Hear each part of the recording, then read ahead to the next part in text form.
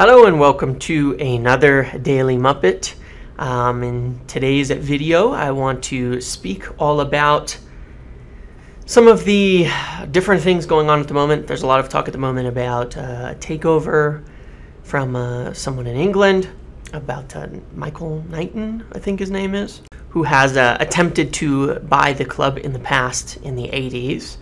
And I want to talk about the latest transfer things, including Sarr, Milinkovic-Savic, Rabiot, Gakpo, and more. So a fair bit to cover today, but probably a shorter video than 25 minutes of ranting in the last ones, as I think I got most of that out of my system for now. So, from everything I hear with regards to the takeover talk from about Michael Knighton specifically, that he's a bit full of it. That it's extremely unlikely, and I have sincere doubts there's anything in it from him specifically. But that doesn't mean there isn't something going on at the moment. And this is something we'll have to revisit in the coming weeks, because there may, in fact, be something worth talking about when it comes to a potential takeover or a sale. This always is very something that's hard to address because it's so unlikely to happen no matter what's going on, no matter what rumors are out there, no matter who's interested, as it all comes down to whether the Glazers will sell or not. But there may be something worth talking about soon, but there's no use speculating too much on things before there's solid information out there. When it comes to United, Glazers, a sale, I used to feel personally pretty apathetic about the possibility of it, because and even against it in a lot of ways, and I'll say why. One, I don't think that fan-owned models work the way that people think they do. You can see Barcelona as an example for that, of how, with fans involved voting, the political stuff that goes into that, how disastrous it can result for a club. I don't think that United fans are somehow smarter than the Barcelona fans that have essentially driven the club into where it is now based on the decisions being made and politicians continuing to run for office, essentially. I think introducing politics into something like this is worse than anything else. It works in Germany because they have a totally different setup, and it's essentially a one-club league where Bayern Munich dominate the entire league, and it works a bit differently. That model has its drawbacks, definitely, and it's very hard to pull off. But more so, I figured, and it seemed to be true, the only possible buyers for Manchester United at the value they have were more oil money states or Chinese consortiums before China stopped doing those kind of investments during COVID. And personally, I cannot back either of those on the basis of human rights atrocities and sports washing.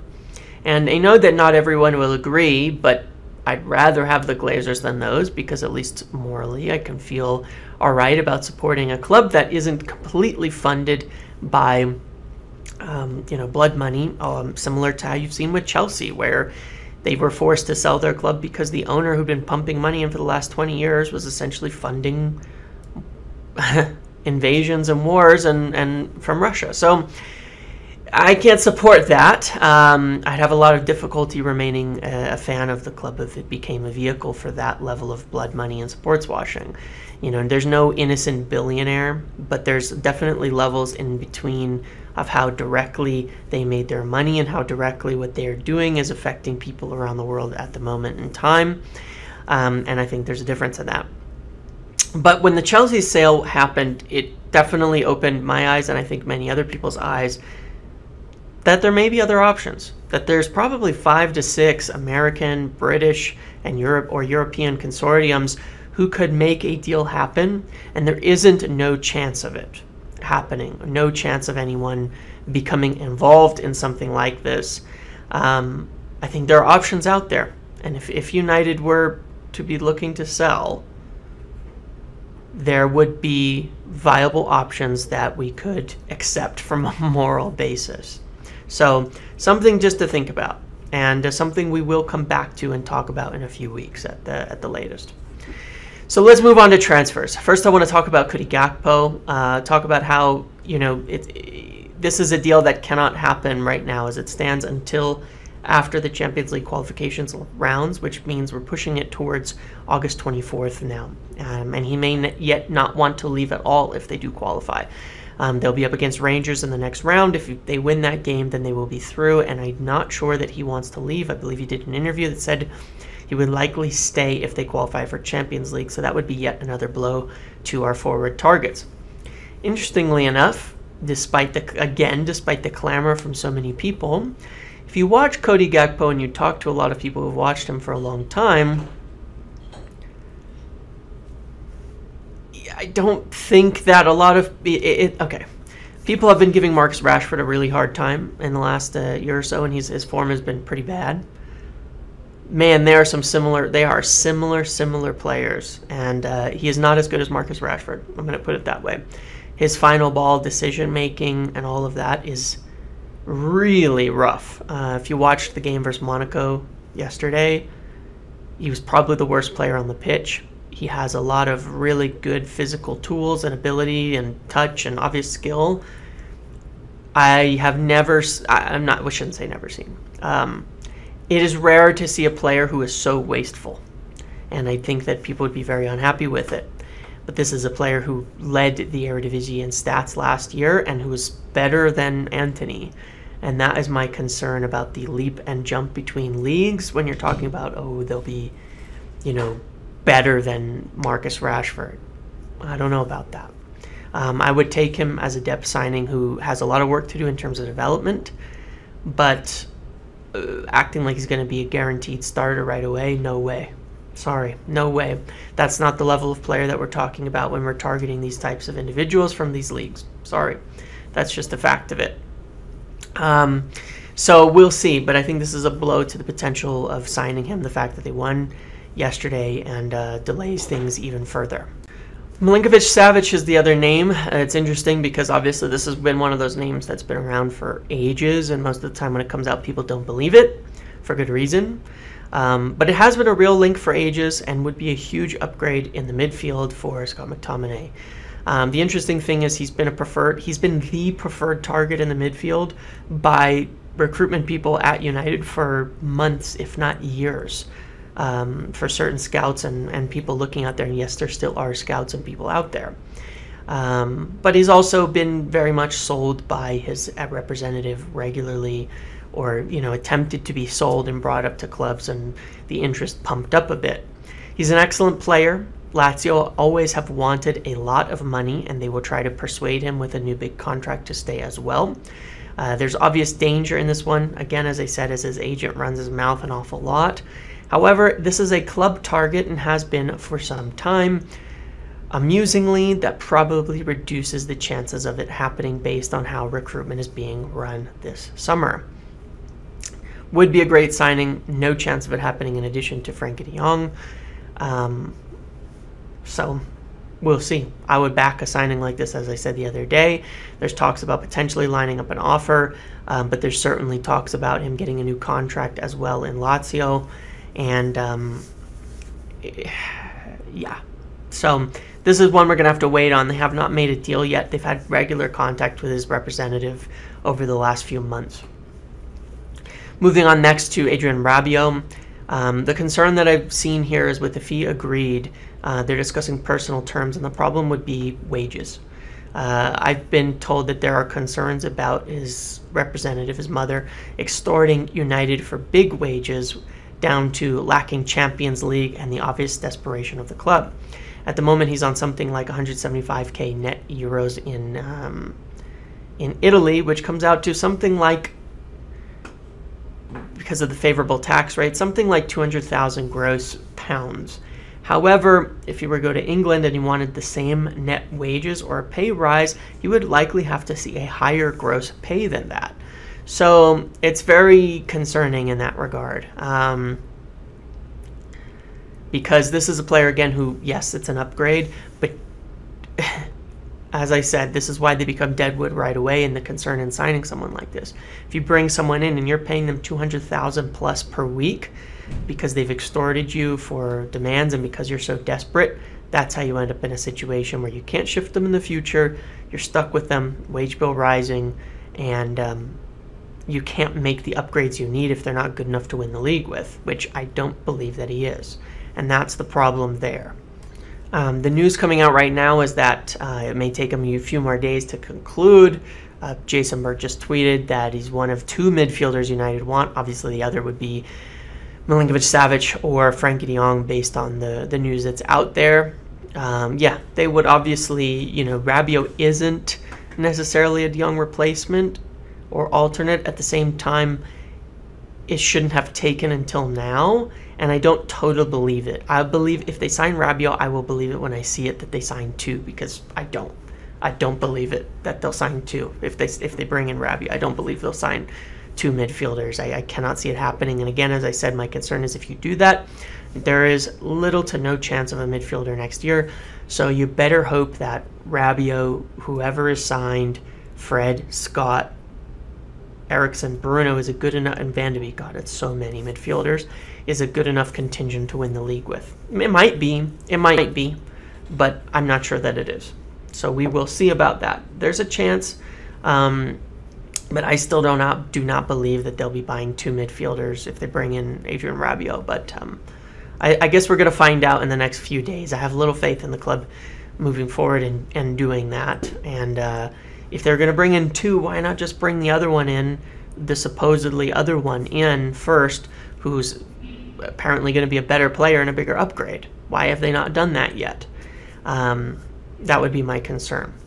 Darren Fletcher was spotted watching Ismail Sarr at Watford, apparently. United tried to buy him in 2020. He's a right winger, obviously. They made multiple offers, but dealing with Watford is very, very difficult. Their owners are strange, and the way that they do things in terms of deals is very strange. There was a loan lined up for Ethan Laird to go to them, and that's fallen through, and apparently he's off to Preston now. Ismail Sarr is a good player, a good right winger. He's not better than Sancho. He wouldn't bench him, but obviously he would provide options and flexibility there. The issue is dealing with Watford and trying to figure out how a deal could be done there. They might throw out some huge number.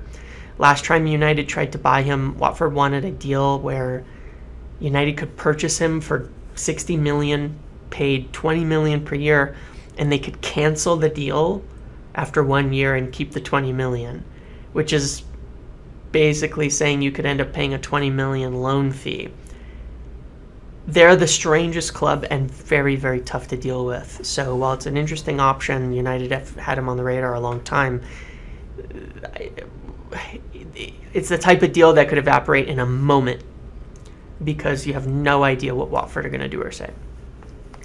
And lastly, Frankie de Jong. As we speak right now on this video, United are meeting. Let me be clear. As we speak on this video, his agents, representatives Ali Dursun, are meeting with Barcelona in Barcelona. They flew down from Rotterdam today. As I said, this would be the pivotal week in deciding his future, with Barcelona kind of turning things ugly and trying to force him out. The news this week from many United-connected journalists is that the deal is effectively dead, with many like Bert and others indicating that United have admitted defeat and acknowledged that he doesn't want to join them, while others maintain he's still their top target and they're still trying. And what I'll say again is this: the line out of the club has not changed. That they have assurances that they wouldn't be going this far without assurances, that they have not backed off from the deal.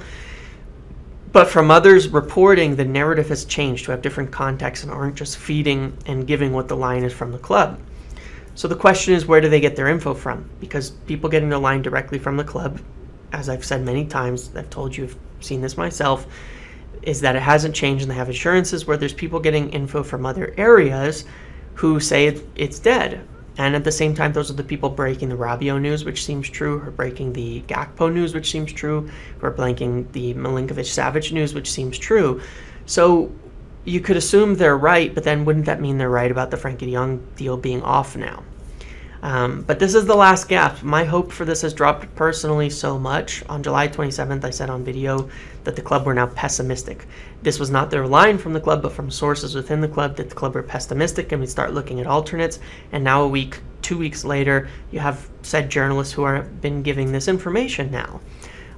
So it seems that information was correct, but there's still a disconnect between that information and the information from the club. As I've maintained, the line from the club itself higher up is maintaining confidence, and there's a disconnect from actual people within the club and the line that's coming out of the club.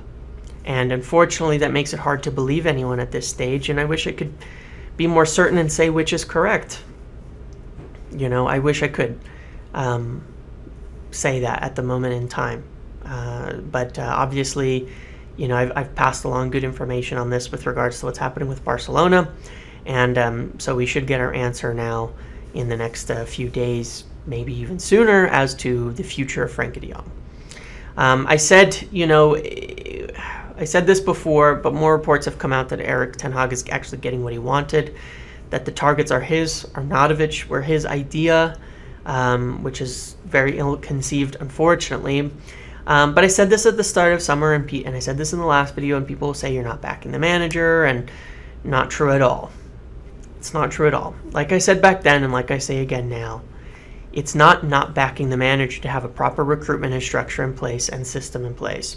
You want to have a recruitment system and a philosophy in place that aligns with the manager that you hire, and get players that fit that philosophy, that fit the manager who aligns with your club philosophy. But we are once again chopping and changing. We built Louis van Gaal's team and then ripped it apart. We built Jose's team and ripped it apart. We built Ole Gunnar Solskjaer's team and then ripped it apart. And instead of deciding to continue on Ole Gunnar Solskjaer's project, we got a new manager and decided we're going to rip everything apart again. Or at least that's what people are saying. Every time we hire a new one, people say we now have the worst group of players. When Jose left, people said this is a terrible squad that has no good players, and it was bad. And now people are saying the squad Ole built and that we have left is the worst group of players. It's not that. It's just that every time we change managers, we change philosophies. We change manager, we change philosophy, and suddenly the players that were built for a different philosophy don't fit with the new philosophy. And that is a problem. And that is the difficulty that a manager is having.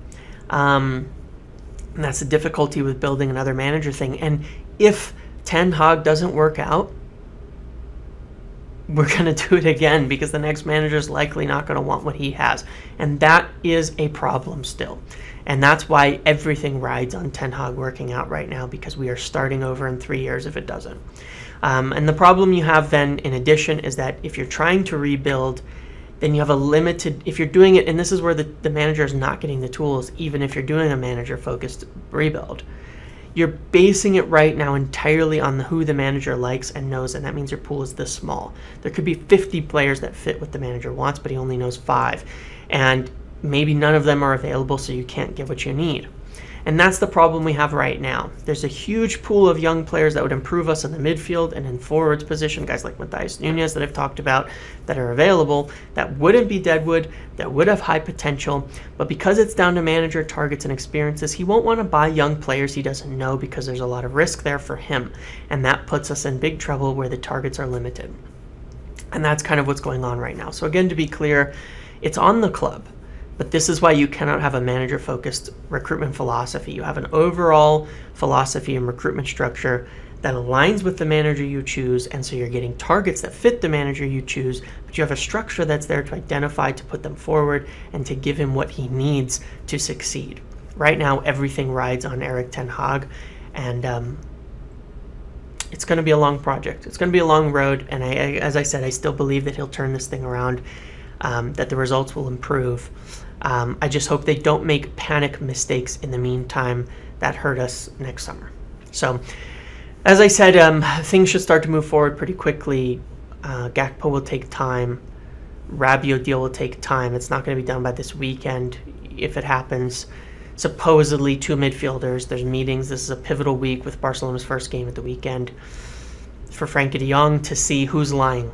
If somebody's lying, who's right and who's wrong at the club in this basis. Let's see what happens in the next few days. I hope that covered all of the latest. I'll keep you updated. Make sure to like, comment, subscribe, turn notifications on. I'll see you in the next video.